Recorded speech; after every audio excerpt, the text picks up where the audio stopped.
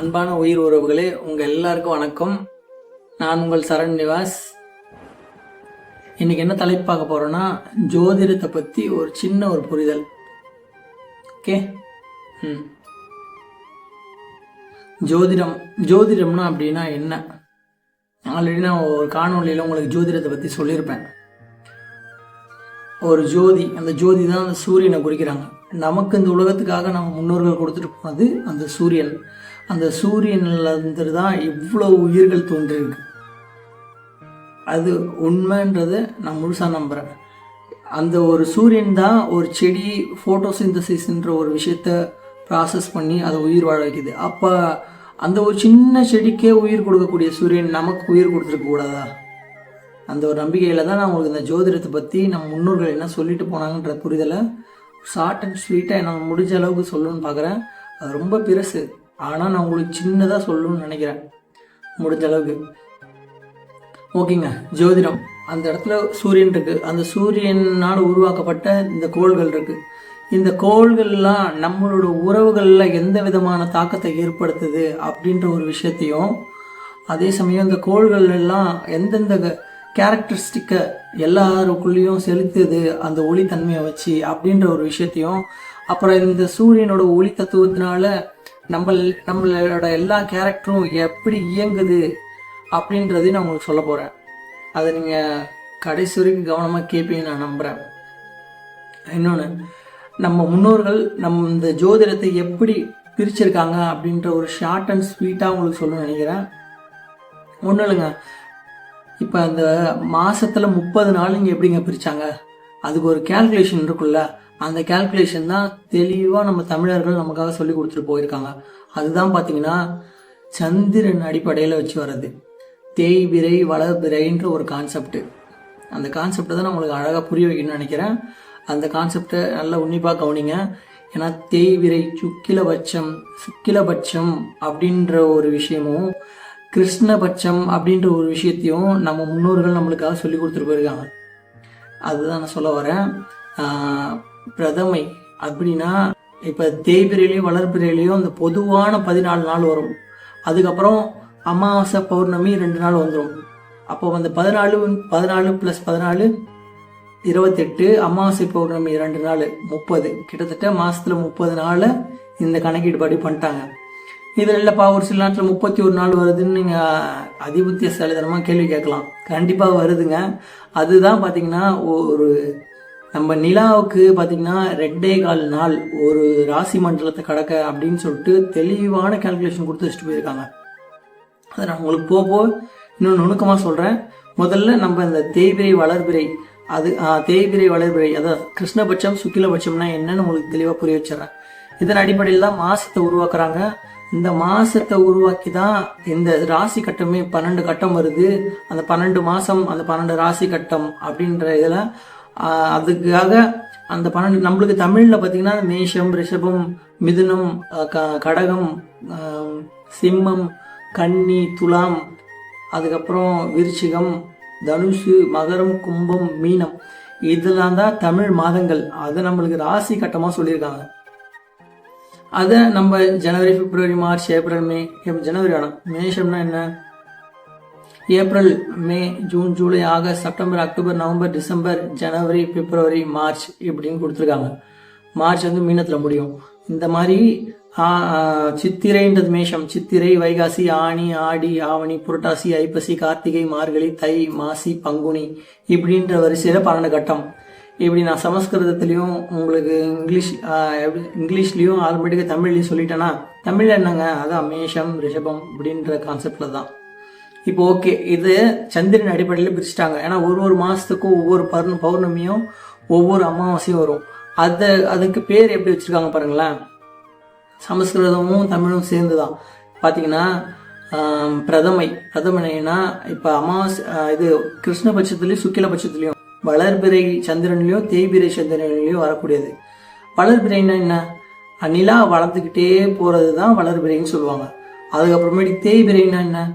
பௌர்ணமி நிலா வந்து தேஞ்சிக்கிட்டே போகிறது தேய்பிறைன்னு சொல்லுவாங்க. இது எல்லாருக்குமே தெரியும். இருந்தாலும் இந்த ஒரு கான்செப்ட் நமக்கு தெரியல, அதை சொல்லினா புரியுற மாதிரி சொன்னால் நல்லா இருக்குமே அப்படின்னு நினைக்கிறவங்களுக்காக நான் இது சொன்னேன். ஓகேவா? வளர்பிறை தேய்பிறை, ஓகேங்களா. இப்போ வளர்பிறையில் ஃபஸ்ட்டு வருது பிரதமை. பிரதமைனா என்னென்ன, பிரதமர் அப்படின்ற மாதிரி சொல்கிறோம்ல, அந்த மாதிரி பிரதமை முதல் நிலா. ஒன்று கிருஷ்ணபட்சம், தேய்பிறை பௌர்ணமி சந்திரனாக இருந்து தேய்பிறையாக முதல்ல ஆரம்பிக்குது பாருங்க, இது கிருஷ்ணபட்சம். அதே அமாவாசை சந்திரன்லேருந்து கொஞ்சம் லைட்டாக வளருது பாருங்க, இது வந்து பிரதமையில் சுக்கிலபட்சம். இப்போ வளர்பிறைக்கு தேய்பிறைக்கு உண்டான புரிதல் உங்களுக்கு வந்திருக்கும்னு நினைக்கிறேன். 800 வாட்டி கூட சொல்கிறேன். ஒரு நிலா பௌர்ணமியிலேருந்து பௌர்ணமி மறைஞ்சி அது தேஞ்சி போகும்ல, அது வந்து தேய்பிறை.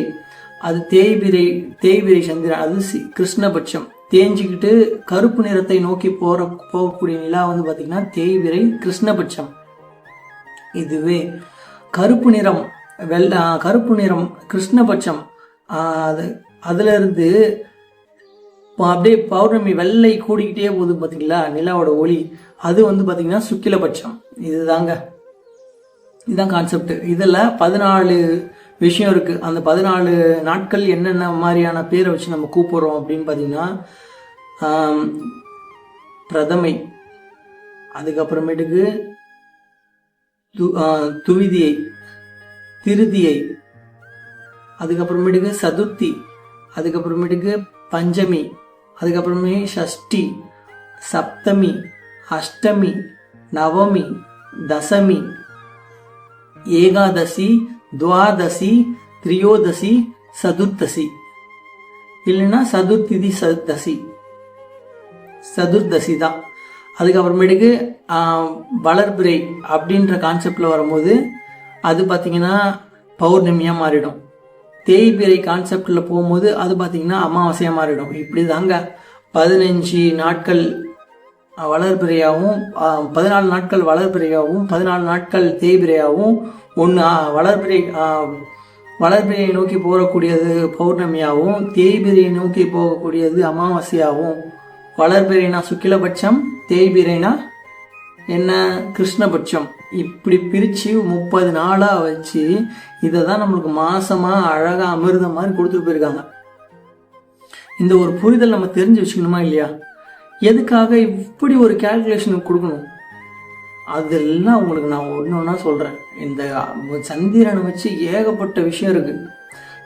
சயின்டிஸ்ட் இல்லைங்க, யாராக இருந்தாலும் சரிங்க, சந்திரனால தான் உயிர் உண்டாகுது. நான் சொன்ன விஷயத்தே சொன்னாலும் இதாங்க உண்மை. சந்திரன் ஒன்று இல்லைன்னா உயிரே உண்டாகிறதுக்கான வாய்ப்பே இல்லைங்க. எல்லாமே காரணம், ஆனால் சந்திரனும் ஒரு பங்கு வகிக்குது. ஏன்னா நீரை கட்டுப்படுத்தக்கூடிய ஒரே சக்தி சந்திரனுக்கு மட்டும்தான் இருக்கு. சந்திரனுக்கும் இருக்கு, ஆனா அந்த பூமியை சுத்தி வரக்கூடிய சந்திரன் அதிக பங்கு வகிக்குது. நம்ம உடம்புலையும் சரி இந்த உலகத்துலையும் சரி நீரை கட்டுப்படுத்தக்கூடிய சக்தி. ஒரு உயிர் எங்கேருந்து தோன்றுச்சின்ற ஒரு பகுத்தறிவு நம்ம தமிழர்களுக்கு மட்டும் இல்லை, இந்த உலகத்துல இருக்க எல்லாருக்குமே இருக்கும். ஒரு உயிர் நீர்ல இருந்து தான் தோன்றுச்சின்றது எல்லாருக்குமே தெரிஞ்ச ஒரே கான்செப்ட் தான். அப்ப அந்த நீரையே கட்டுப்படுத்தி வைக்கக்கூடிய சக்தி எதுக்கிட்ட இருக்கு? சந்திரன். நீங்க ஏகப்பட்ட அவதார் மூவி, என்ன மூவி வேணா பாருங்க, அதுல சந்திரனை எப்படி உயிர்கள் அந்த சந்திரனே அழிஞ்சு போச்சுன்னா உயிர்களே அழிஞ்சு போன மாதிரி அவதார் படத்துல காமிச்சிருக்காங்களா? அப்படி படம் எடுக்கிற ஞானிகளுக்கெல்லாம் புரிஞ்சிருக்கு அந்த கான்செப்ட். நமக்கு அது கதை ரூபமா பாக்குறோம், ஆனா அது உண்மை ரூபங்க. உண்மையான விஷயத்தை தான் கதையா எடுத்துட்டு இருக்காங்க. அதனால ஒரு கதைக்குள்ள இருக்கக்கூடிய உண்மையை பகுத்து பார்க்க வேண்டியது முக்கியமா தமிழர்களோட கடமை. ஏன்னா தமிழர்கள் மட்டும்தான் பார்த்தீங்கன்னா இந்த உலகத்துல இருக்கவங்க எல்லாருக்குமே எப்படி சொல்றது, அன்பை பரிமாறி கொடுக்கக்கூடிய முதல் ஆளாக இருப்பாங்க. இது நான் உணர்ந்து சொல்றேன். ஏன்னா மோஸ்ட் ஆஃப் த இடத்துல பார்த்தீங்கன்னா தமிழர்கள் அன்பு அன்பு அன்பு அன்புன்ற ஒரு கான்செப்ட்ல தான் இருப்பாங்க. அதுக்காக சொன்னேன். இப்போ நம்ம அந்த தமிழர்கள் டாபிக்லேருந்து இதுக்குள்ளே வருவோம். இப்போ அந்த சந்திரனை பற்றி நான் சொல்லிட்டேங்களா? இதை வச்சு தான் மாதங்கள்னு ஒன்று உருவாச்சு. அப்புறம் இந்த நாட்கள்லாம் எப்படி உருவாகுச்சு அப்படின்ற ஒரு கான்செப்டில் வரும்ல, அது நான் உங்களுக்கு தனியாக ஒரு வீடியோ போடுறேன். இந்த நாட்கள்லாம் எப்படி உருவாகுச்சு அப்படின்றதுக்காக. இப்போ நம்ம மாதங்கள் எப்படி உருவாயிடுச்சுன்னு தெரிஞ்சிச்சு, சந்திரனோட நிலையும் எப்படி தெரிஞ்சிச்சு.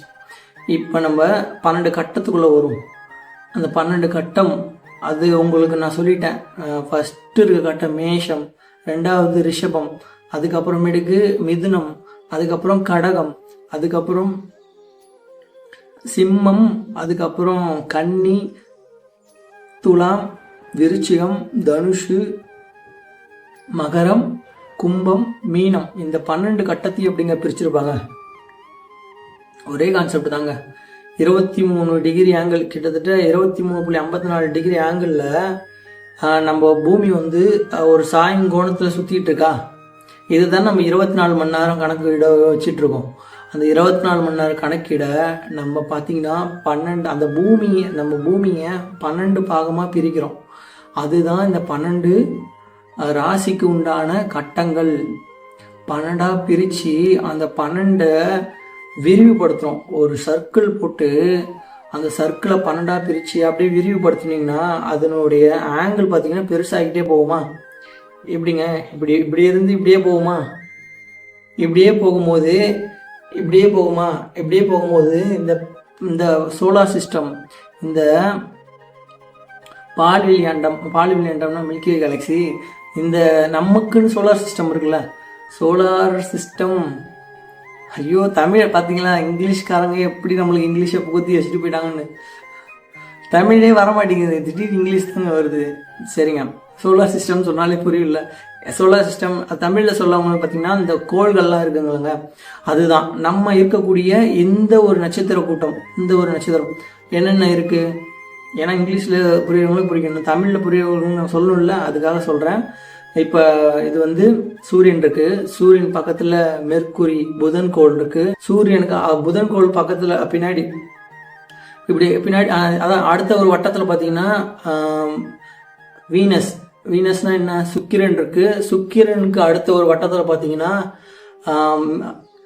மெர்க்குரி, வீனஸ், எர்த்து, நம்ம உலகம் இருக்கு. அது உலகத்துல தான் நிலா இருக்கு. அதுக்கப்புறமேட்டுக்கு அதுக்கு அடுத்த வட்டம் பார்த்தீங்கன்னா மெர்க்குரி, வீனஸ், எர்த்து, மார்ஸ், செவ்வாய் கிரகம் இருக்கு. அதுக்கு அடுத்த வட்டத்தை பார்த்தீங்கன்னா Mercury, Venus, Earth, Mars, Jupiter, வியாழன் கிரகம் இருக்கு. அதுக்கு அடுத்த ஒரு வட்டம் பார்த்தீங்கன்னா Mercury, Venus, Earth, Mars, Jupiter,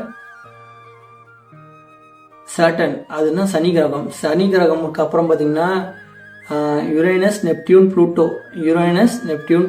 இந்த ஒரு கிரகங்கள்லாம் இருக்குது. ஆனால் மோஸ்ட்லி ஜோதிடத்தில் என்ன சொல்லியிருக்காங்கன்னா ஒளி தத்துவம் அதிகமாக பெறக்கூடிய கிரகத்தை தான் முன்னிறுத்தி சொல்லியிருக்காங்க. அதுதான் நம்ம மனிதனோட வாழ்க்கையை அதிகமாக பங்களிக்கக்கூடியது, நம்ம வாழ்க்கையில் அதிகமான தாக்கத்தை ஒன்றும் இல்லைங்க, அதுதாங்க எல்லாமே பண்ணுது, அவ்வளோதாங்க. அதனுடைய தாக்கம் தான் நம்மளோட கேரக்டரிஸ்டிக்கு, அப்புறமேட்டு நம்ம ஃபீலிங்ஸு, அதான் நம்மளுடைய குணாதிசயங்கள், நம்ம நடந்துக்கூடிய செயல்பாடுகள். ஒருத்தவங்க கெட்டவனாக இருக்கானா அதுக்கும் இந்த ஒளி தத்துவம் செயல்படுது. இந்த ஒளி தத்துவத்தினால தான் அவன் அப்படி இருக்கான் அப்படின்ற ஒரு உண்மை புரிதலை தான் நான் உங்களுக்கு புரிய வைக்கணும்னு வந்திருக்கேன். அதை நான் உங்களுக்கு கொஞ்சம் கொஞ்சமாக புரிய வைக்கிறேன். ஒரேடியாக எல்லா ஐட்டத்துக்கு உள்ளே வச்சு உங்களை சாப்பிடுன்னா சாப்பிடுவீங்களா? கொஞ்சம் கொஞ்சமாக அழகாக உங்கள் வாயில் ஊட்டி விட்டேன்னா நீங்களும் அதை அன்பாக சாப்பிடுவீங்க. எனக்கு அன்பே இல்லாமல் இருந்தா இது சாப்பிடுனா யாருக்காவது அது சாப்பிட முடியுமா? அப்படியே அம்மா மாதிரி இருந்தாங்க, ஆக்காமிங்க அப்படின்னு சொல்லிட்டு ஊட்டி விட்டால் தான் இந்த இதெல்லாம் உங்களுக்கு வந்து நிறைய விஷயம் உங்களுக்கு நீங்கள் ஏற்றுக்கிற மனப்பான்மைக்கு வருவீங்கன்றதுக்காக நான் இப்படி உங்கள் அம்மா மாதிரி பரிமாறணும்னு வச்சுக்கோங்களேன். இவ்வளோதாங்க கான்செப்ட். இப்போ நான் இந்த இதெல்லாம் சொல்லிட்டேன்னா அதே சமயம் இதில் ஒரு புரிதலை எடுத்துகிட்டு வரணும்னு நினைக்கிறேன். இப்போ உள்ள சயின்டிஸ்ட்கள் இப்போனா ஒரு 2-5 வருஷத்துக்கு 10 வருஷத்துக்கு முன்னாடி நம்ம வந்து சின்ன வயசுலலாம் நான் படிக்கும் போதெல்லாம் அந்த ஒரு வட்டம், நான் இப்போ சொன்னேன் இல்லைங்களா, ஒரு வட்டம் பக்கத்தில் இருக்க வட்டம், ஒரு சூரியன் இருக்குன்னா அதை சுற்றி இருக்க ஒரு 8-9 கோள் வட்டம் உள்ள தான் நம்மளோட கிரகங்கள் சுற்றிக்கிட்டு இருக்குன்னு. ஆனால் இப்போ உள்ள ஆராய்ச்சிகள், ஆனால் அது தமிழர்கள் கண்டுபிடிச்சிட்டாங்க, அதை வந்து எடுத்து பார்க்கக்கூடியதுக்கு நம்மக்கிட்ட எந்த ஒரு திராணியும் இல்லை. ஆனால் இப்போ உள்ள ஆராய்ச்சியாளர்கள் பார்த்திங்கன்னா சூரியன் ஒரு இடத்துல ஸ்டேபிளாக இருக்குது, அப்புறம் மூமெண்ட்லேயும் இருக்குது, அதை சுற்றி இந்த கிரகங்கள் சூரியன் போகிற திசைக்கு ஏற்ற மாதிரி இந்த கிரகங்கள்லாம் அதை நோக்கி போய்கிட்டு இருக்கு, எதையோ நோக்கி அப்படின்னு நம்ம ஆராய்ச்சியாளர்கள் கண்டுபிடிச்சிருக்காங்க. இப்போ உள்ள சயின்டிஸ்ட் அது ஒரு இடத்துலையும் நிலைச்சி சுற்றிட்டு இல்லை, சூரியன் போகக்கூடிய இதில் அந்த சூரியன் போகிற ஃபோர்ஸ்லேயே அது பின்னாடி சுற்றிட்டு போகிற மாதிரி நிறையா வரைபடம்லாம் பார்த்துருப்பீங்களே, அது சயின்டிஸ்டால் நிரூபிக்கப்பட்டது தான். அனிமேஷன் மூலமாக உருவாக்கி நம்மளுக்கு புரிதலுக்காக அதிகமான ரீல்ஸை ஷேர் பண்ணி ஒரு விஷயத்தை நம்மளுக்கு தெளிவுபடுத்துகிறாங்க. சயின்டிஸ்ட் ஒரு பக்கம் இந்த மாடர்ன் சயின்ஸில் நிறையா ஒரு முன்னேற்றம் அடைஞ்சு போய்கிட்டு தான் இருக்குது, அதை நான் வந்து ஏற்கிறேன். ஆனால் அதுக்கும் மேலே அட்வான்ஸ் டெக்னாலஜியாக இருந்தவர்கள் தான் நம்ம முன்னோர்கள். அதுக்காகவே நேரத்தை செலவிட்டு பண்ணக்கூடியவர்கள் தான் நம்ம முன்னோர்கள். சரி விடுங்க, அவங்க இப்போ கண்டுபிடிக்கிறாங்கல்ல, அவங்களும் அவங்களோட முன்மாதிரி தான், அதனால் அவங்களையும் தனியாக பிரிக்க வேணாம். ஆனால் அதை கொஞ்சம் எடுத்து பார்த்தாங்கன்னா அதை அவங்க சீக்கிரமாக ஒரு விஷயத்த அணுக முடியும். நான் தான் பண்ணுறோம், எங்கள் நாடு தான் பண்ணுது அப்படின்னு முன் வைக்காம இதை இங்கேருந்து தான் நாங்கள் எடுத்தோன்ற முன் ரெஃபரன்ஸ் வைக்கும் போது உண்மை வெளிப்படணும்னு அவசியம் இல்லை. ஏன்னா உண்மை எல்லாருக்கும் ஒரு நாள் வெளிப்படும். அதை நாங்கள் தான் பண்ணுறோன்னு ஒரு பொய்யை சொல்லிட்டு உண்மை வெளிப்படும் போது அதில் அவமானத்தை சந்திக்கிறத விட எங்கேருந்து இது வந்தது, எப்படி இதை கண்டுபிடிச்சாங்க, யார் அதற்கு முன்னோடி அப்படின்ற ஒரு விஷயத்தை இப்பயே ஒத்துக்கிட்டாங்கன்னா அப்புறம் ஒரு காலகட்டத்தில் இவங்க நம்மளோட கண்டுபிடிப்பை தான் கண்டுபிடிச்சி அவங்க கண்டுபிடிப்புன்னு நம்மளை ஏமாத்திட்டு இருந்தாங்கன்ற ஒரு அவமானம் வர ஜென்ரேஷனுக்கு நம்ம கடத்த வேணாம் அப்படின்னு நம்ம உணர்ந்தா பார்த்தாதுங்க, அப்படி பண்ணுறவங்க உணரணும். அவ்வளோதாங்க, இதாங்க நான் சொல்லணும்னு நினச்சேன். சரிங்க, இப்போ நம்ம எந்த டாபிக்லேருந்து எங்கே போனோம் பார்த்தீங்களா, மறுபடியும் இதுக்குள்ளே வருவோம். எதில் விட்டோம் பார்த்தீங்கன்னா, இப்படி தான் அடிக்கடி ஸ்டக் ஆகிடும். வேறு டாபிக் மாறிட்டாலே அப்படிதாங்க.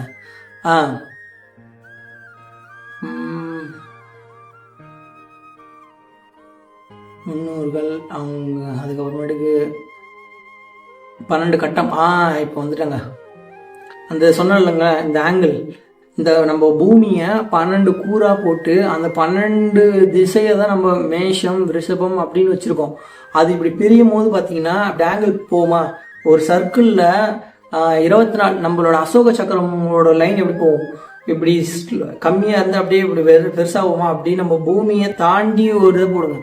இந்த கேலக்ஸி, இந்த சோலார் சிஸ்டம், இப்போ சோலார் சிஸ்டத்தோட புரிதல் நான் சொல்லிட்டேன்னா, இந்த சோலார் சிஸ்டத்துக்கு அந்த பூமியை ஒட்டி இந்த மாதிரி கோடை பிரித்து போட்டிங்கன்னா இந்த ஒரு 12 பாகத்தில் எங்கே வந்து எந்த கிரகம் நிற்குது, எங்கே வந்து எந்த கிரகம் நிற்குதுன்னா சனி கிரகம் எந்த ஒரு 12 கட்டத்தில் வந்து நிற்குது அப்படின்றத நம்ம ஜோதிடத்தில் நம்ம குறிக்கிறோம்.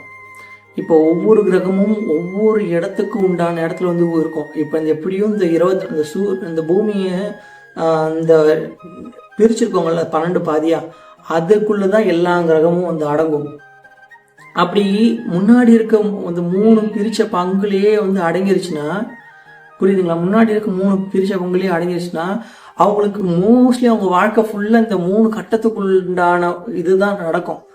ஆனால் இந்த 3 கட்டத்துக்கு உண்டான நேர்கோட்டு பார்த்தீங்கன்னா, நேர்கோட்டில் இருக்கக்கூடிய அந்த இப்போ சனி இங்கே இருக்குங்கன்னா சனிக்கு பக்கத்துலேயே இன்னொரு மகர சனியும் கும்ப சனியும் இப்படி நேர்கோட்டிலேயே அதனுடைய ஆரகத்துவத்தையும் ஆதிபத்தியத்தையும் சொல்லிடலாம். அதே போல் புதன் மிதுனத்தில் இருக்குன்னா அதுக்கு நேர்கோட்டில் பார்த்தீங்கன்னா அந்த கட்டம் அந்த இது போடுறீங்களா, அதுக்கு நேர்கோட்டில் பார்த்தீங்கன்னா இங்கேயும் புதனோட சாரம் இருக்கும். என்ன அதனோட ஆதிபத்தியம் என்னங்க, அது செய்யக்கூடிய வேலைகள் வேற மாதிரி இருக்கும். இப்போ 3ஆம் இடத்து வேலைன்னா என்ன, 3ஆம் இடத்துல புதன் இருக்குன்னா அது 3ஆம் இடத்து வேலைன்னா என்ன சொல்லுவாங்க, இளைய சகோதரம், அது பிறகு தொடர்பு ஸ்தானம், முயற்சி ஸ்தானம், இப்படின்னு பொதுப்படையாக நம்மளுக்காக கண்டுபிடிச்சி வச்சுட்டு போனாங்க பல மனிதர்களை வச்சு ஆராய்ச்சி பண்ணி. அப்படியே நேர் ஆப்போசிட் பார்த்தீங்கன்னா 6ஆம் இடம் புதனுக்கு, அது கன்னியை குறிக்கும். அந்த கன்னினா என்ன, 6ஆம் இடம் போட்டி ஸ்தானம், போட்டி போடுறது, அதுக்கப்புறம் கடன், எதிரி, வம்பு, தொல்லை, நோய், இதெல்லாம் வரக்கூடிய விஷயம். அப்புறம் பாவத்துவம், சுபத்துவம், இந்த மாதிரி ஏகப்பட்டது இருக்குங்க. இப்படி நேருக்கு நேராக அந்த சந்திக்கும் போது நம்ம ஃபஸ்ட்டு பார்த்தீங்கன்னா ஜோதிடத்தை ஒரு வட்டம், நீள்வட்ட பாதையில் போட்டோம். பூமியோட ஷேப் என்னங்க, ஸ்பியரா, ரவுண்டா, பூமியோட ஷேப்பே நீள்வட்ட பாதை தான். ஒரு அன்ஈவன் எலிப்டிக்கல் ஷேப்னு சொல்லுவாங்கள்ல, அன்ஈவன் ஷேப், அந்த மாதிரி ஒரு ஷேப் தான். ஆனால் கிட்டத்தட்ட தண்ணியோடு சேர்த்து பார்த்திங்கன்னா ஒரு எலிப்டிக்கல் ஷேப்பில் இருக்கும். அந்த எலிப்டிக்கல் ஷேப் எப்படி வருது அப்படின்ற ஒரு விஷயத்த யாராவது சொல்லியிருப்பாங்களா, இல்லை நமக்கு அது ஒரு புரிதல் இருக்குமா? அந்த எலிப்டிக்கல் ஷேப் வர்றதுக்கு காரணமே நிலா தான். அந்த நிலா தான் என்ன பண்ணுதுன்னா அங்கே இருக்க வாட்டரை தன் பக்கம் ஈர்த்து அது போகக்கூடிய விஷயத்து எல்லா இடத்துலையும் அந்த வாட்டரை ரொட்டீன் பண்ணுது. டிண்டல்னு ஒரு விஷயம் இருக்குல்லங்க, டைடல் ஒரு மலை பகுதியில் வந்து தண்ணி சில காலகட்டத்தில் இறங்குற மாதிரியும் சில காலகட்டத்தில் ஏறுற மாதிரி காமிப்பாங்கள்ல. இதற்கு காரணம் என்னன்னு நீங்கள் நினைக்கிறீங்க? பௌர்ணமி சந்திரன் அந்த இடத்துல பௌர்ணமியோட சந்திரன் தாக்கம் அதிகமாகும் போது அந்த சூரியனோட ஒளி சந்திரனுக்கு பட்டு பவர் அதிகமாகும். அப்போ அதனுடைய ஈர்ப்பு சக்தி கடல் மேலே தாக்கத்தை ஏற்படுத்தி அந்த கடல் தண்ணியை கிட்டத்தட்ட தண்ணியை மேக்னெட்டால் இழுக்கக்கூடிய பவர் சந்திரன் கிட்ட இருக்கு. அதை தான் வந்து அப்படி ஒரு கான்செப்ட்ல சொல்லியிருக்காங்க. தண்ணியை கட்டுப்படுத்தக்கூடிய சக்தி சந்திரனுக்கு இருக்குன்னா தண்ணிக்குன்னு ஒரு விதமான மேக்னெட்டிக் ஃபீல்டு இருக்கு. அது வந்து சந்திரனால மட்டும்தான் அந்த விஷயத்தை கட்டுப்படுத்த முடியும். அப்படி அது ஈர்த்து அந்த பௌர்ணமி சந்திரன் அப்போ நல்லா வலுவா இருந்து அந்த இடத்துல டைடல் வந்து அப் டைடல், அப்புறம் லோ டைடல்னா அமாவாசைக்கு உண்டான சந்திரன் மறையும் போது அப்படியே தண்ணிலாம் போயிடும். அமாவாசைக்கு உண்டான சந்திரன் அப்புறம் பார்த்தீங்கன்னா தண்ணி அங்கே அவ்வளோ இருக்காது, கடல் உள்வாங்கியிருக்கும். இப்படி கடல்லையும் நீரையும் இவ்வளோ பெரிய இந்த உலகத்தில் இருக்க இவ்வளோ பெரிய கடல்லையும் நீரையும் கட்டுப்படுத்தக்கூடிய சந்திர பகவான் தெம்மா தூண்டு, எப்படி இவ்வளோ பெருசு கூட இல்லை, தெம்மா தூண்டு இருக்கு. நம்மளோட உடம்புல இருக்க நீரை கட்டுப்படுத்த முடியாதுங்க. நம்மளும் இந்த பூமியில தான் பச்சாக்குன்னு ஒட்டி கிடக்குறோம். அப்போ இப்படி பச்சாக்குன்னு ஒட்டி கிடக்கிற நம்ம உடம்புல தம்மா தூண்டு நீர் தேங்கி இருக்க விஷயத்த சந்திரன் நம்மளை கட்டுப்படுத்தாதா? இதுதாங்க விஷயமே. இந்த சந்திரன் மூலமா தான் நம்ம மனமும் இயங்குது. நம்ம மனமும் சரி நம்ம உடலும் சரி. கிட்டத்தட்ட உங்களோட ரத்தமும் லிக்விட் ஸ்டேஜ் தானே. லிக்விட்னா என்ன? தண்ணீர் ஸ்டேஜ் தானே. அப்போ அந்த தண்ணீர் வந்து உடம்புல என்னென்னலாம் இருக்குது, இந்த வேர்வை சொல்கிறேன், இந்த வேர்வை அப்புறமேட்டு பார்த்தீங்கன்னா நம்ம உடம்புல இருக்கக்கூடிய ரத்தம், அதுக்கப்புறம் நம்ம உடம்புக்குள்ள இருக்கக்கூடிய தண்ணி லிக்விட் பார்ட்டிகல்ஸ் எல்லாமே பார்த்தீங்கன்னா சந்திரனால் கட்டுப்படுத்தப்படுகிறது. இது நிதர்சனமான உண்மை. ஏனென்றால் தூய தமிழில் பேசுவோம், ஏன்னா அதை பேசினா தான் நம்ம தமிழ் வளரும். ஏனென்றால் சந்திரனால் ஒரு கடலையே கட்டுப்படுத்த முடிகிறது. நீர் கட்டுப்பாடோட கட்டுக்கோப்பாக இருக்கிறது காரணமே சந்திரனுடைய புவியீர்ப்பு விசைதான். சந்திரன் ஒன்று இல்லை என்றால் நம் உலகத்தில் மொத்தமாக நீரால் சூழ்ந்தப்பட்டிருக்கும். மொத்தத்தில் நீர் இருக்குமா இல்லையா என்று தெரியாது. புரியுதுங்களா? அதுதான் கான்செப்டே. இவ்வளவுதான். நீர் இருக்குமா இல்லையான்றதே தெரியாது. சந்திரன் ஒன்று இருக்கிறதுனால தான் நீரை கட்டுப்படுத்தக்கூடிய சக்தி இருக்கு.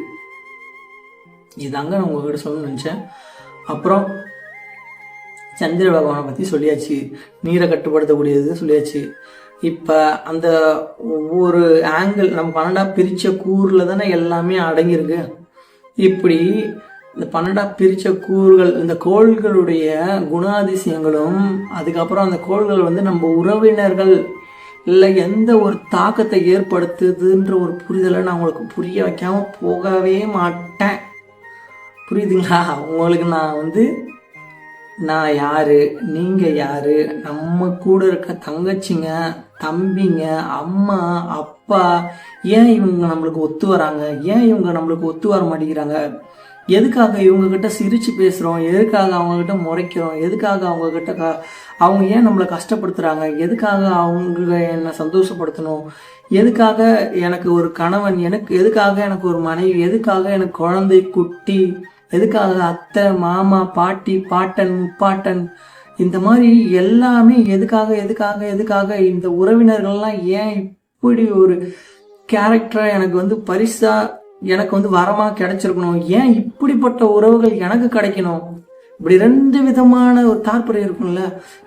அப்பாடா எனக்கு இந்த மாதிரி கிடைச்ச உறவு என்ன மாதிரி கொடுத்து வச்சவங்க யாருமே இல்லைப்பான்றவங்களும் இருக்காங்க.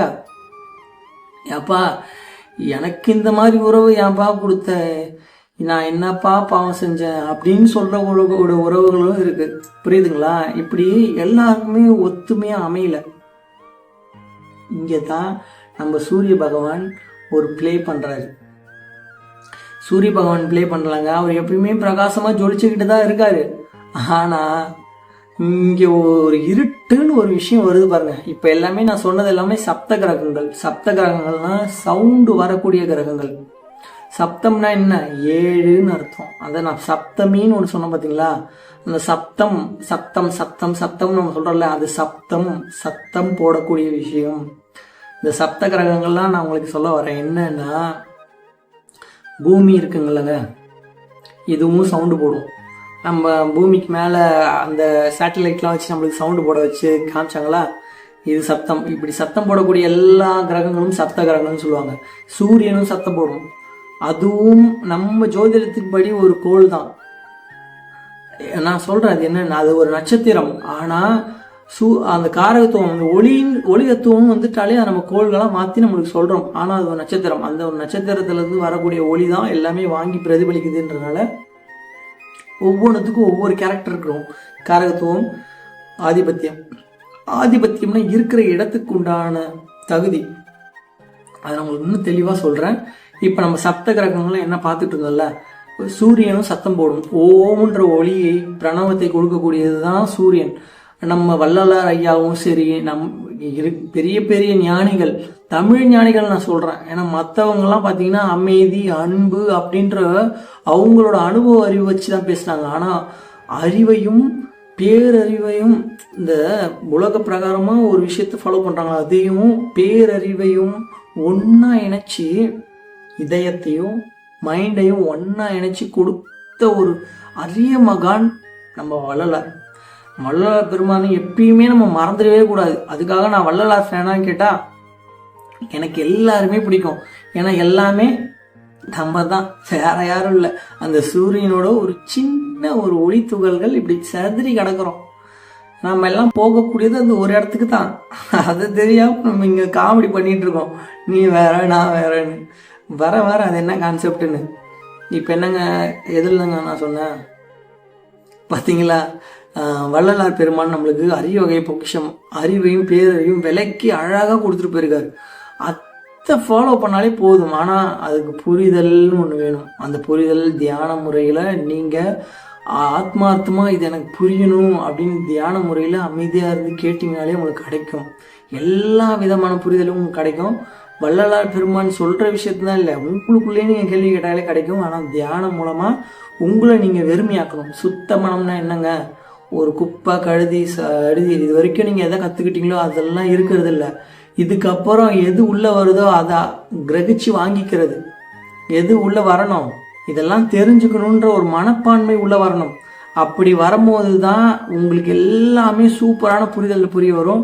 அதுக்கு முதல்ல நீங்கள் அந்த உலகம் என்ன சொல்லி கொடுத்ததோ அதெல்லாம் ஒரு பக்கம் வேற ஒரு ஸ்டோரேஜில் போடுங்க. அந்த ஸ்டோரேஜ் தேவைப்படும் போது யூஸ் ஆகும். ஆனால் அது தேவைப்படும் போது யூஸ் பண்ணிக்கணும்னா நீங்கள் மெடிடேஷன் பண்ணுங்கள். புது அறிவு உள்ளே வர வர வர அந்த ஆன்ம அறிவு, ஆன்மீக அறிவு, நீங்கள் யாருன்ற அறிவு உள்ளே வர வர வர வர வர கண்ணால் பார்க்க முடியாத விஷயம் எல்லாமே உங்களுக்கு புலப்படும். அப்படி புலப்படும் போது ஒரு தெளிந்த ஞானத்தோட நீங்கள் பேச ஆரம்பிப்பீங்க. அந்த தெளிந்த ஞானத்தோட பேசும்போது உங்களோட வார்த்தைகளை காது கொடுத்து கேட்கக்கூடிய ஒரு ஜென்ரேஷனே உருவாகியிருக்கும். அப்போ நீங்கள் என்ன பண்ணலாம், அழகாக பேசி அவங்களுக்காக ஒரு உண்மையை புரிய வச்சு நிம்மதியான வாழ்க்கையை தேடி கொடுக்கலாம். இதுதான் என்னோட நோக்கமே. இதுதான், இது நடக்கும், அவ்வளோதான். இப்போ நம்ம எதை நாங்கள் விட்டோம், வள்ளலார் பெருமான் நம்மளுக்காக இது தெளிந்த ஒரு ஞானத்தை கொடுத்துட்டு போயிருக்காரு. அதுதான் 7 திரை தான், இந்த 7 கோள்களுடைய கலர். எல்லாத்துக்கும் நான் வரேன். நான் என்ன புரிதல், இந்த ஞானிகள் நம்ம ஞானிகள் சொன்ன விஷயத்த நான் நம்மளோட ஞானிகள் சொன்ன விஷயத்த நான் எந்த ஒரு புரிதல்ல எனக்கான கேள்வியை கேட்டு நான் தெரிஞ்சுக்கிட்டேனோ அதை நான் உங்ககிட்ட பகிர்றேன். ஓகேங்களா? இப்போ நம்ம அந்த கோள்களுக்கு வருவோமா? இப்படி நம்ம பிரிச்சிடுறோம். இதில் எந்த கோள்கள் வந்து நிற்குதோ அதுதான் நம்மளோட கேரக்டரையும் நம்மளோட உறவினர்களை குறிக்குது. இப்படி தான் நம்மளுக்காக உறவினர்கள் நமக்கு அமைகிறாங்க. ஓகேங்களா? இப்போ பார்த்தீங்கன்னா நம்மளோட உறவினர்கள், இப்போ இந்தந்த கோள்கள் இந்தந்த உறவினர்களை குறிக்கும் அப்படின்ற ஒரு புரிதலை நான் உங்களுக்கு முன்வைக்க விரும்புகிறேன். ஆரம்பிக்கலாங்களா? தகிட்ட தகிட்ட தகிட்ட தகிட்ட அந்த மாதிரி பாட்டு இல்லை, இந்த ஜோதிடத்தை பற்றியே அப்பப்போ கொஞ்சம் கொஞ்சம் ஏதோ முடிஞ்ச அளவுக்கு நகைச்சுவை பண்ண பார்க்குறேன். இல்லைன்னா சுவாரஸ்யமே இல்லாமல் தூங்கிட்டீங்கன்னா என்ன பண்ணுறது? ஏன்னா ஏகப்பட்ட என்டர்டெயின்மெண்ட்லாம் உங்கள் மண்டைக்குள்ள வடிவேல் காமெடி, விவேக் காமெடி, அதுக்கப்புறமேட்டுக்கு தளபதி அங்கங்கே பண்ணுற காமெடி, ரஜினி சார் அங்கங்கே பண்ணுற காமெடி, ஆக்ஷன்ஸ்லாம் ஓடிட்டுருக்கோம். இப்படி ஓடிட்டு இருக்கும்போது இந்த ஒரு ஞானத்தை உங்களுக்கு நான் வந்து அன்பாக சாப்பாடு ஊட்டுற மாதிரி ஊட்டும் போது உங்களுக்கு தூக்கம் தான் வரும். ஏன்னா நீங்கள் அதுக்குள்ளே இருந்துட்டீங்கல்ல. அப்போ நான் சொல்கிறது உங்களுக்கு எப்படி, அப்போ எனக்கு என்டர்டெயின்மெண்ட் வேணும்ல அப்படின்னு சொன்னீங்கன்னா என்டர்டெயின்மெண்ட்டாக இருங்க. அப்படி இது ஒரு பக்கம் இதுன்னு தெரிஞ்சுக்கோங்களேன். ஓகேவா? இப்போ நம்ம மறுபடியும் இதுக்குள்ளே வருவோம். இதுக்குள்ளே பாருங்க, பூச்சி கத்த ஆரம்பிச்சிச்சு. இவனை என்ன பண்ணுறது? இப்படிதாங்க, பூச்சி கத்த ஆரம்பிச்சிச்சுன்னா நான் பேசுறது கேட்காம அவன் பேசுறது தான் உங்களுக்கு அதிகமாக கேட்கும். அப்போ நீங்களும் கொஞ்சம் இரிட்டேட் ஆவீங்களா இல்லையா? சரிங்க, நம்ம கான்செப்ட் வேண்டாம். அவன் அமைதியாயிட்டான். எதில் விட்டோம்? அடிக்கடி இப்படி மறக்கிறேனேப்பா. வள்ளலார் பெருமான் சொன்னதையும், உறவினர்கள் எந்த விதமாக நம்ம இந்த கோள்கள் மூலமாக நம்ம தாக்கத்தை ஏற்படுத்துகிறாங்க அப்படின்றத நம்ம வருவோம். முதல் விஷயம், நம்ம வந்து எப்பயுமே நம்ம சூரிய பகவானை முதல்ல எடுத்துடணும். ஏன்னா அவர் தான் பார்த்தீங்கன்னா நம்மளுக்கு அந்த ஒரு பிரகாசமான ஒளியை கொடுத்து நம்ம உணர்வுகளை அதிகமாக வெளிப்படுத்தக்கூடியவரும், நம்ம உயிருக்கு காரகத்துவம். நான் இருக்கேன்ப்பா அப்படின்னு சொல்கிற நம்ம தகப்பன் காரகரை விட்டுற முடியுமா? நமக்கு அப்பான்னு ஒருத்தர் இருக்காருன்னா, நம்ம உடலை கொடுக்கக்கூடிய அந்த உலக அப்பா மட்டும் இல்லைங்க, அந்த அப்பாவுக்கு, அந்த அப்பனுக்கும் அப்பன். You are bad, I am your டேடுன்ற மாதிரி நம்ம அப்பாக்கெல்லாம் அப்பா, நம்ம அப்பாவுக்கும் அப்பா உயிரை கொடுத்தவங்க தான் சூரியன். அந்த சூரியன் தான் அப்பாவை குறிக்கக்கூடிய விஷயம். உங்களுக்கு ஏதாவது பெனிஃபிட் அதிகமாக கிடைக்குதா பார்த்தீங்கன்னா, சூரியன் நல்லா வலுவாக இருக்கும், சுபத்துவ பெற்று இருக்கும். நீங்கள் ஜாதகம் பார்க்குறவங்க கிட்ட போயிட்டு எனக்கு சூரியன் சுபத்துவமாக இருக்குதா அப்படின்னு கேளுங்க. உங்கள் அப்பா உங்களுக்கு எல்லா விஷயமும் நல்லது பண்ணியிருப்பாரு. இவ்வளோதான் கான்செப்ட். எனக்கு எங்கள் அப்பா எல்லாமே பண்ணாருப்பா அப்படின்னு சொல்லக்கூடிய எல்லாருக்குமே சூரியன் சுபத்துவமாக இருக்கும். இதை நான் அடித்து சொல்கிறேன். அடித்து இப்படி சொல்கிறது, ஏதோ இப்படி அடிச்சு இல்லை, சத்தியம் பண்ணி சொல்கிறேன். சூரியன் சுபத்துவமாக இருக்கும். ஏன்னா சூரியன் சூப்பராக இருந்தால் மட்டும்தான் அப்பாவோட கிரெடிட்ஸ்லாம் உங்களுக்கு கண்டிப்பாக வரும். எந்த ஒரு புரிதல்லையே நீங்கள் இதை எடுத்துகிட்டு போயிட்டு உங்கள் டேட் ஆஃப் பர்த் மட்டும் கொடுத்துட்டு, ஒன்றும் இல்லைங்க, டைம் கூட கொடுக்காதீங்க, உங்கள் டேட் ஆஃப் பர்த் மட்டும் கொடுங்க. எனக்கு சூரியன் சுபத்துவமாக இருக்கா, அப்பா எல்லாம் நல்லதும் பண்ண ஒரு பையனும் பொண்ணும் எடுத்துகிட்டு போய் கொடுங்க. அவங்க வந்து ஆமாப்பா உனக்கு சுபத்துவமாக தான் இருக்குது அப்படின்னு சொல்லிட்டாங்கனாலே அப்புறம் யோசிச்சு பாருங்க, அந்த சூரியன் தான் அந்த சூரியனோட ஒளி தான் பார்த்தீங்கன்னா உங்கள் அப்பாவாக இருந்து அந்த ஒரு விஷயத்த செயல்பட்டு இருக்கு. இதெல்லாமே ஆல்ரெடி, இதெல்லாம் உங்களுக்கு சொன்னால் நீங்கள் மொத்தத்தையும் போட்டு உங்களுக்கு திணிக்க முடியாது. அதனால் கொஞ்சம் கொஞ்சமாக உங்களுக்கு ஊட்டி விட்றேன். ஓகேங்களா? சொல்லிட்டு இதுதான் சூரியன். உங்கள் ஜாதகத்தில் நீங்கள் பிறக்கும் போது அந்த ஒளி தத்துவத்தின்படி சூரியன் சுபத்துவமாக இருந்ததுன்னா அப்பாவோட கிரெடிட்ஸ் எல்லாமே உங்களுக்கு கிடச்சிருக்கும். தன்னம்பிக்கை அதிகமான ஆளாக இருப்பீங்க, வைராக்கியம் அதிகமான ஆளாக இருப்பீங்க, பெரிய மனுஷ தோரணை, அப்பா மாதிரி நான் பயங்கரமாக இருக்கணும்ப்பா அப்படின்னு நினைக்கக்கூடிய ஆளாக இருப்பீங்க.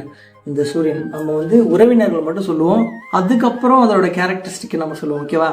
உறவினர்களை பற்றி நம்ம சொல்லுவோம். சூரியன் வந்து அப்பாவை குறிக்கக்கூடியது. அப்புறமேட்டுக்கு சூரியன் அப்பாவை மட்டும் குறிக்காதுங்க, நீங்களே அப்பா ஆகிட்ட பிறகு கூட உங்களோட கேரக்டர் எப்படி இருக்கும் 60 வயசுக்கு மேலே அப்படின்றதையும் குறிக்கக்கூடியது இதுதான், சூரியன் தான், அந்த நிலை தான். இன்னொன்று சூரியன் வேற எதை குறிக்கும்னா அரசாங்கத்தையும் குறிக்கும். அரசாங்க பதவியில் இருக்காங்க பார்த்தீங்களா, அதையும் குறிக்கும், அரசாங்கத்தையும் குறிக்கும். நம்ம உயிர் உறவுகள் தானே வரும். அதனால சூரியன் அப்பாவை குறிக்கக்கூடிய ஒரு ஒளி தத்துவம் கொண்ட நட்சத்திரம், கிரகம் எது வேணாலும். அமைதியாடுறப்பா, கொஞ்ச நேரம் பேசிட்டு போயிருந்தா டேய். இப்போ சூரியனை சொல்லியாச்சுங்க. அதுக்கப்புறம் பார்த்தீங்கன்னா சந்திரன், ஞாயிறுக்கு அப்புறம் சந்திரன், திங்கள், சூரியனை ரவின்னு சொல்லுவாங்க. அதுக்கு முன்னாடிக்கு சூரியனை வந்து பார்த்தீங்கன்னா சன்னு, ரவி, அதுக்கப்புறம் சூரியன் வந்து ஞாயிறு, சண்டே. ஓகேங்களா? அதுக்கப்புறம் திங்கள், மதி, அதுக்கப்புறமேட்டுக்கு திங்கள், மதி, மண்டே, அதுக்கப்புறமேட்டுக்கு நிறையா இருக்குங்க நிலாவுக்கு பொறுத்த வரைக்கும். எனக்கு ஞாபகம் தான் சொல்லியிருப்பேன். ஓகேங்களா. இப்போ சந்திரன், இப்போ அந்த சந்திரன் பார்த்தீங்கன்னா சந்திரன் நம்மளுடைய தாயை குறிக்கக்கூடியது. இன்னொன்று தாயின் இப்போ ஒரு 35-40 வயசு பெண்களையும் குறிக்கக்கூடியது. நம்மளுடைய மனைவியோட சகோதரிகள் இருக்காங்கல்ல, அவங்களையும் குறிக்கக்கூடியது. மனைவி சகோதரி குறிக்கக்கூடியது. இன்னொன்று கிட்டத்தட்ட மூத்த பெண்களை குறிக்கக்கூடியது. 35-40 வயசு பெண்களை குறிக்கக்கூடியது. நம்ம அத்தையை கூட குறிக்கணும்னா வச்சுக்கோங்களேன். சந்திரனுடைய நிலை தாயை குறிக்கக்கூடியது, கிட்டத்தட்ட மூத்த பெண்களை குறிக்கக்கூடியது. அதுக்கப்புறம் பார்த்தீங்கன்னா திங்கள், செவ்வாய்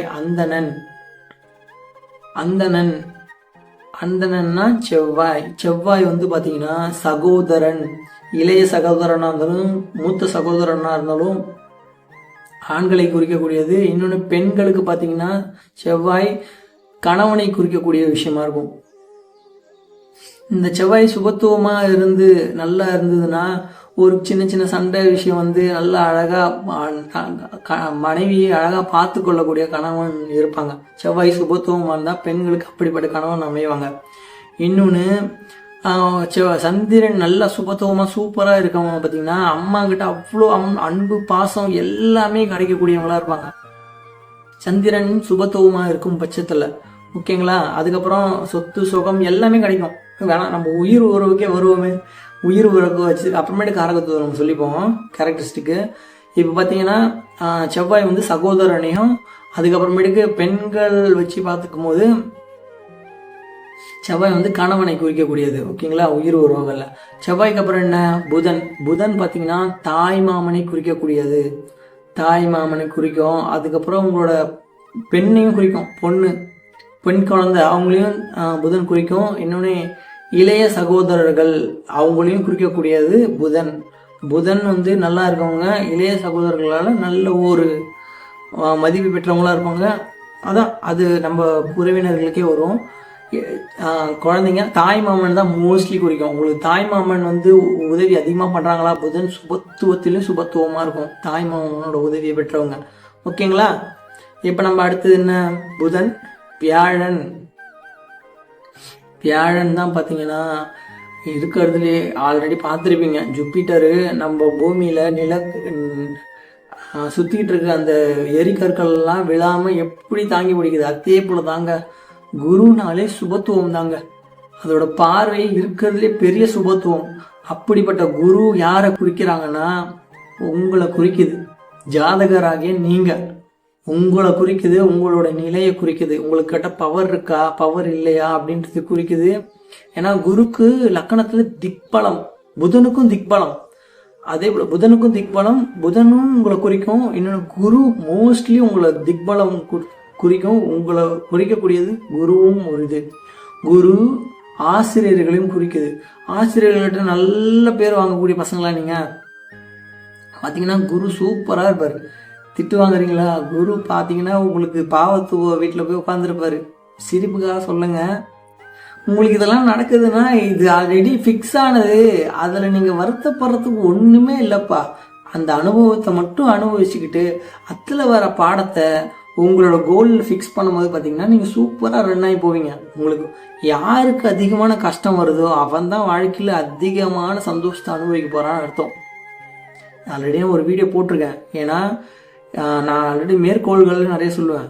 அதிக துன்பத்தை யார் பெறாங்களோ அவங்களால மட்டும்தான் இன்பத்தை ருசிச்சு பார்க்கக்கூடிய தகுதி வாய்ந்தவர்கள்னு. ஆமாங்க, எந்த அளவுக்கு கஷ்டப்படுறீங்களோ அந்த அளவுக்கு சந்தோஷத்தை அனுபவிக்கலாம். என் வாழ்க்கை ஃபுல்லாகவே கஷ்டமாகவே இருக்குன்னு நினைக்கிறீங்களா, அப்போ உங்களுக்கு இன்னொரு புதுசாக ஒரு வாழ்க்கை சூப்பராக அமையும்ன்ற நம்பிக்கையில் நீங்கள் இருக்கணும். வேற வழி இல்லை. எல்லாமே உங்கள் நம்பிக்கையின் அடிப்படையில் தான் இயங்குது. சரிங்க, நம்ம வந்து ஆன்மீகத்துக்குள்ளே போவோம்னா இப்போ பேரறிவுக்குள்ளே போவேனா, நம்ம சிற்றறிவை பற்றி பேசுவோம். அந்த சிற்றறிவில் தாங்க இந்த ஒன்று குரு யார் உங்களையும் குறிக்குது. உங்களோட நிலை, உங்கள் கேரக்டரையும் அந்த குரு சொல்லி காமிக்கும். அதுக்கப்புறம் நீங்கள் எதுக்காக வந்தீங்க அப்படின்ற விஷயத்தையும். இன்னொன்று குழந்தைகளையும் குறிக்கும். உங்களுக்கு பிறக்க குழந்தைகளையும் குறிக்கக்கூடியது குரு. அடுத்தது குரு உங்கள் அப்பாவையும் குறிக்கும்.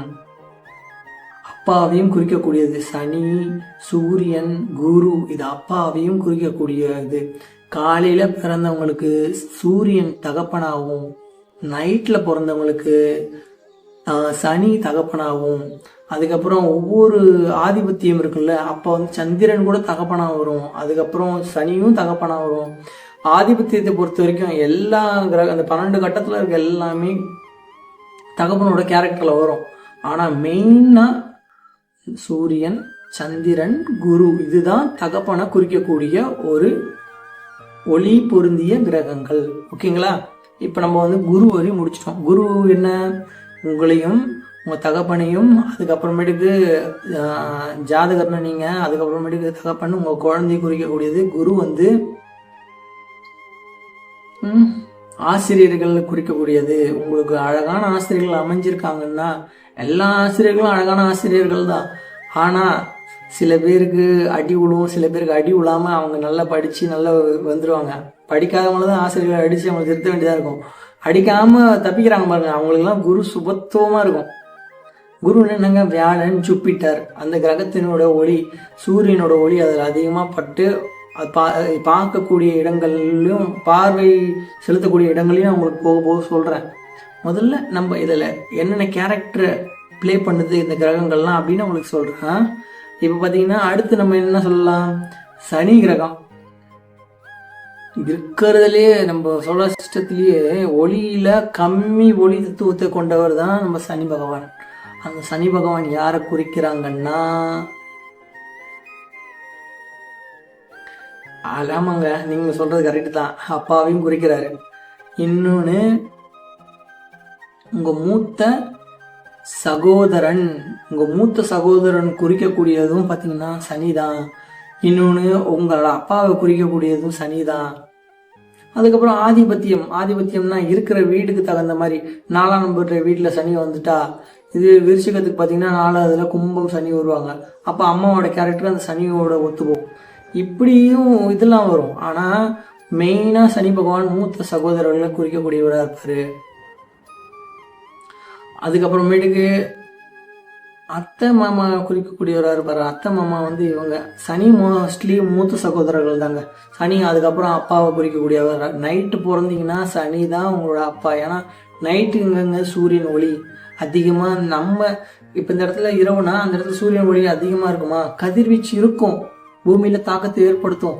ஆனால் இந்த நைட்டு வந்து இருட்டு தான், ஒளித்தன்மை இல்லாததான் அதிகம். அப்போ ஒளித்தன்மை இல்லாத ஒரு கிரகம் இது சனி. அப்போ அந்த ஒரு கேரக்டர் தான் அதிகப்படியாக வேலை செய்யறதுனால அந்த சனியை நைட்டு பிறந்தவங்களுக்கு அப்பாவாக கொடுத்துருக்காங்க நம்ம ஜோதிடத்தில்.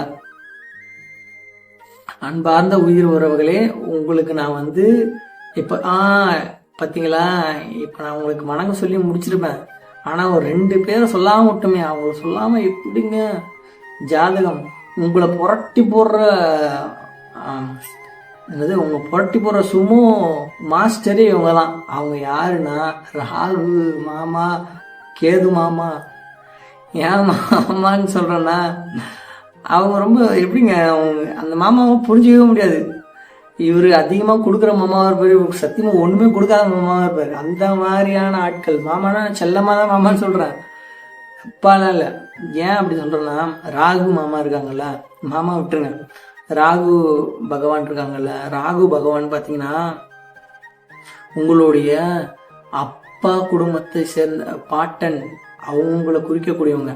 இல்லைன்னா உங்க அப்பாவோட குடும்பத்தை எல்லாருமே குறிக்கக்கூடியவங்களா இருந்தாலும் மோஸ்ட்லி பாட்டனை குறிக்கக்கூடியவங்க.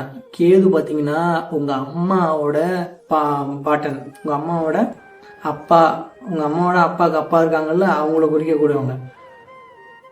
இப்படி அம்மா வழி உறவுகள் கேதுவாகவும் அப்பா வழி உறவுகள் ராகுவாகவும் நம்ம ஜாதகத்துல எப்படி தெளிவான விஷயத்த குறிச்சு வச்சிருக்காங்க. இப்ப ராகு நல்ல சுபத்துவமான இதுவே மிதுனம் கன்னி அப்படின்ற ராசிக்காரங்க லக்கணக்காரங்கெல்லாம் பார்த்தீங்கன்னா, ராகுனா யாரு? அப்பா வழியில வரவங்க. அப்பா வழியில் வரவங்க அது மட்டும் சுபத்துவமாக இருந்துச்சுன்னு வச்சுங்களேன். கட்டத்தில் சுபத்துவம் பாவத்துவம்னா என்னன்னு சொல்கிறேன் இருந்துச்சுன்னா, அப்பா வழி வரவங்க அவங்களோட மூலமாகவும் அப்பாட்டன் மூலம் சொத்து பத்து இந்த மாதிரி ஏகப்பட்ட நல்ல விஷயங்களும் கிடைக்க ஆரம்பிச்சிடும், கிடைச்சிருக்கோம். புரியுதுங்களா? இதுவே கேது பகவான் சுபத்துவப்பட்டு இருந்தார்னா அம்மா வழி உறவுல இருந்து ஏகப்பட்ட விஷயம் கிடைச்சிருக்கும் ஜாதகருக்கு. இப்படி தாங்க ஒவ்வொரு கிரகத்திനും. அது கிரகம் இல்லை, நிழல் கிரகம். நிழல்னா அந்த காத்து, வெறும் காத்து மட்டும்தான். காத்து நம்மளால கண்ணால பார்க்க முடியுதா? அதே போல தாங்க ராகு கேதுவும் நம்மளால பார்க்க முடியாது. இருந்தாலும் அது ஒரு கிரகமா நம்ம முன்னோர்கள் சொல்லி வச்சிருக்காங்க. கிரகம்னா ஒளித்தன்மை உள்ளதும் ஒளித்தன்மை இல்லாததும். ஒளித்தன்மை உள்ளது எல்லாமே சப்த கிரகங்கள். அந்த ஒளினா என்னங்க, நம்மளோட அறிவொளி தான். அந்த வெளிச்சம் வெறும் வெளிச்சம் மட்டும் வரலங்க, மேக்னெட்டிக் ஃபீல்டோட சேர்த்து வருது. மேக்னெட்டிக் ஃபீல்ட்னா என்ன, நம்ம தொட்டா ஒரு விஷயத்த உணர முடியுதுல்ல, இதுதான் மேக்னெட்டிக் ஃபீல்டு. அந்த ஒரு மேக்னெட்டிக் ஃபீல்டோட வரும்போது, அந்த ஒரு மேக்னெட்டிக் ஃபீல்டு நம்ம சூரியன்லேருந்து வர மேக்னெட்டிக் ஃபீல்டு அது ஒரு தட்டான சுத்துது சொன்னல, அது நம்ம பூமியை அந்த பூமி அந்த சூரியனோட சுழற்சிக்கு ஏற்ற மாதிரி அந்த மேக்னெட்டிக் ஃபீல்டோட பிடிப்பு தன்மைக்கு ஏற்ற மாதிரி அந்த பூமி சுத்தும் போது ஒரு சவுண்ட் ஏற்படுதுல, இதுதான் சப்த கிரகங்கள். இந்த சப்தம் நம்ம பேசுறோம்ல சப்தம், இந்த ஒரு நான் உங்களுக்கு அழகா உங்களுக்கு கொஞ்சம் மாதிரி பேசணும்னா உங்களுக்கு ஒரு சுகமா இருக்கா, அது பாத்தீங்கன்னா சுக்கிரன். அது சுகத்தை கொடுக்கக்கூடியவர் சுக்கிரன். நான் பேசக்கூடிய வார்த்தையை எனக்கு சம்பாத்தியத்தை கொடுத்ததுன்னா அது குரு. நான் பேசக்கூடிய வார்த்தை கெட்ட வார்த்தை, நீச்ச வார்த்தைகள், ஒளித்தன்மை இல்லாத, ஒளித்தன்மை என்னங்க, பகுத்தறிவு இல்லாம, அறிவு இல்லாம, அந்த அறிவொளி இல்லாம நான் பேசக்கூடிய வார்த்தைகள் இருக்குதுன்னா, கெட்ட வார்த்தை பேசுறேன்னா அது சனி பகவான். சுபத்துவமா இருந்ததுன்னா அந்த கெட்ட வார்த்தை அவ்வளோ வராது. ஆனால் பாவத்துவமா இருக்கும் போது தான் பார்த்தீங்கன்னா கெட்ட வார்த்தை மற்றவங்கள மனசை காயப்படுத்துற மாதிரி இருக்கும். நான் விரும்புன்னு கோவப்படுறேன்னா, நான் கோவப்படுற மாதிரி உங்ககிட்ட பேசுறேன்னா, இல்லை எனக்கு ரத்தம் சம்மந்தப்பட்ட நோய் வந்திருக்கா, அது செவ்வாய் பகவான். இப்படி பார்த்தீங்கன்னா அதே போல் எனக்கு நரம்பு சம்மந்தப்பட்ட நோய் எதாவது இருக்கா, இல்லைன்னா எனக்கு நரம்பு நல்லா இருக்கு, நான் வயசானாலும் இளமையாக இருக்கிற மாதிரி தெரியுறேன்னா அதுக்கு புதன் பகவான். எனக்கு பெரிய மனுஷ தோரணை மாதிரி இருக்கனா அதுக்கு குரு பகவானும் சூரிய பகவானும். இப்படி ஒவ்வொரு கிரகமும் ஒவ்வொரு கேரக்டரை நம்மளுக்குள்ள பிரதிபலிக்குது. அதுங்க தான் நம்ம, அதுங்க தானே, அதுதான் நாம் தான். அது என்ன, அதனோட ஒரு சின்ன ஒரு வேர்வைக்கு ஒரு ஆட்டம் விட கம்மிங்க நம்ம. புரியுதுங்களா? அது பெருசு. அந்த பெருசை தான் நம்ம இறைவனா பார்க்குறோம். ஓகேங்களா? அந்த இறைவன் தான் ஒரு சிறிய ஒரு அணுவிலும் கம்மியான அணுவை இந்த ஒரு உருவம் எடுத்து அனுபவிக்கிறார். ஆனால் வேற வேற உணர்வுகள், வேற வேற அனுபவத்தில் அந்த அனுபவம் தான் இறைவனாக இருக்காருன்றது இறைவனே ஒப்புக்கொண்டது தான். ஏகப்பட்ட புராணங்கள், ஏகப்பட்ட விஷயம் இருக்குது. அது நீங்கள் போய் தேடி கண்டுபிடிச்சி படிச்சதுனால தான் உங்களுக்கு புரியும். ஓகேங்களா? அவ்வளோதாங்க. ஒவ்வொரு காரகத்துவத்தையும், அதான் ஒவ்வொரு கேரக்டரிஸ்டிக்கும் எந்தெந்த உறவுகள் எந்தெந்த கிரகத்துக்கு இதெல்லாம் உங்களுக்கு அழகா நம்ம முன்னோர்கள் அவங்களோட ஆராய்ச்சியின்படி உங்களுக்கு கொடுத்துட்டு போனாங்களோ அது என்னால் முடிஞ்ச வரைக்கும் நான் உங்களுக்கு எக்ஸ்பிளைன் பண்ணிட்டேன். நீங்கள் எனக்கு எப்பயுமே சப்போர்ட் பண்ணுவீங்க, அது எனக்கு நான் முழுசாக நம்புகிறேன்.